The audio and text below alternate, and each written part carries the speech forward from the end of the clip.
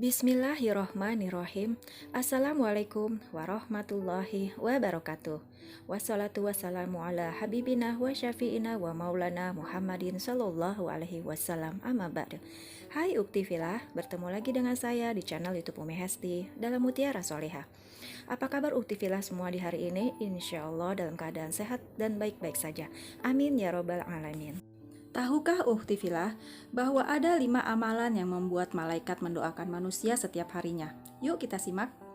Al-Quran menyebut malaikat sebagai salah satu makhluk ciptaan Allah Subhanahu wa Ta'ala yang taat dan selalu bertasbih kepadanya. Selain mengerjakan tugas-tugasnya, Allah Subhanahu wa Ta'ala menjelaskan dalam Al-Quran bahwa malaikat juga mendoakan manusia-manusia yang melakukan amal soleh dan memiliki iman di hatinya. Malaikat yang mendoakan manusia ini dijelaskan juga dalam surat Al-Mu'min atau surat Al-Ghafir ayat ke-7. A'udzu billahi minasyaitonir rajim.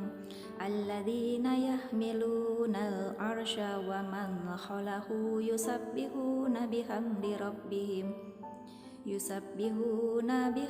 rabbihim wa yu'minuna bihi wa yastaghfiruna lilladzina amanu.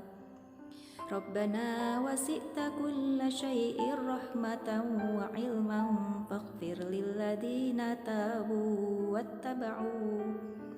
wattaba'u sabilaka wa qihim azabal jahim.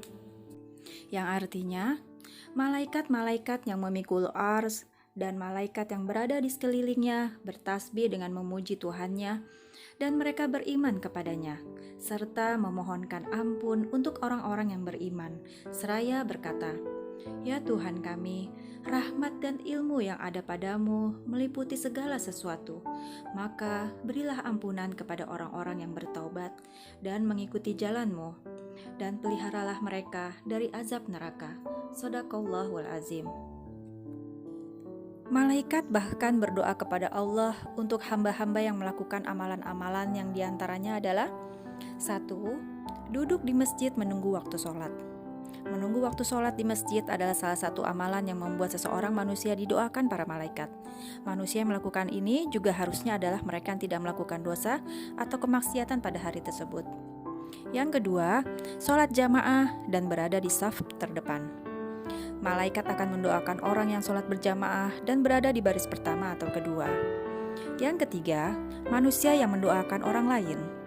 Manusia yang ingin didoakan para malaikat juga adalah hamba yang senantiasa berdoa bagi orang lain tanpa diketahui orang yang didoakan. Dia hanya melakukannya karena Allah Subhanahu wa Ta'ala.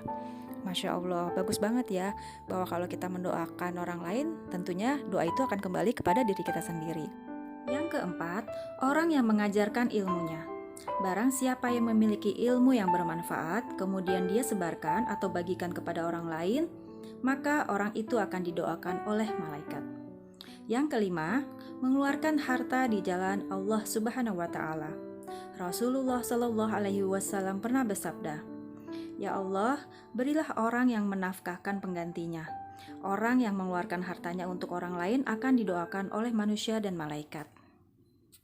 Bagaimana yang pernah juga hadis Rasulullah SAW yang bersabda bahwa bila ada seseorang yang menafkahkan hartanya di jalan Allah di pagi hari, dia akan mendapatkan doa dari malaikat untuk dia mendapatkan keberuntungan, untuk mendapatkan manfaat, kebaikan di hari itu. Tetapi bila di pagi hari dia tidak bersedekah atau tidak berinfak, maka malaikat juga akan mendoakan akan kebangkrutan atau ketidakberuntungannya. Ada hadis seperti itu ya. Maksudnya di sini bagi orang-orang yang mampu berinfak tetapi dia tidak mau berinfak, nah mereka mendapatkan doa yang tidak baik ya dari malaikat. Tetapi bila sudah ada niat untuk berinfak, kemudian dia tidak mampu, itu lain lagi persoalannya. Demikianlah Ukti Filah yang bisa saya share untuk hari ini. Semoga bermanfaat dan dapat kita amalkan dengan sebaik-baiknya. Wa'afu minkum. Wassalamualaikum warahmatullahi wabarakatuh.